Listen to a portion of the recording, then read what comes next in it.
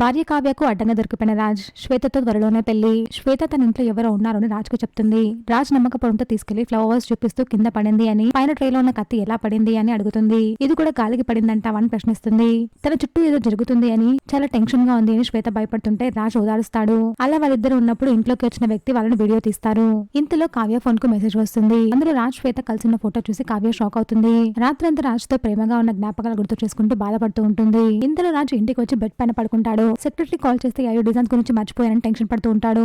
ఇంతలో కావ్య వచ్చి డిజైన్స్ ఇస్తుంది. రుద్ర వాళ్ళకి ఇచ్చే డిజైన్స్ అని చెప్తుంది. నీకు ఎలా తెలుసు రాజ్ అంటే నాకు అన్ని తెలుసు అని కావ్య అంటుంది. దాంతో రాజ్ భయంతో షాక్ అవుతాడు. ఏమైనా అడగాలని రాజ్ అనుమానంగా అంటే ఏమైనా చెప్పాలని కావ్య అంటుంది. చెప్పాల్సింది ఏమీ లేనప్పుడు అడగడానికి ఏముంటుందని కావ్య చెప్పేసి వెళ్ళిపోతుంది. ఏదో డౌట్ గా ఉందని రాజ్ సెక్రటరీకి కాల్ చేసి కావ్యకు ఆఫీస్ రాలేదని చెప్పావా అని అడుగుతాడు.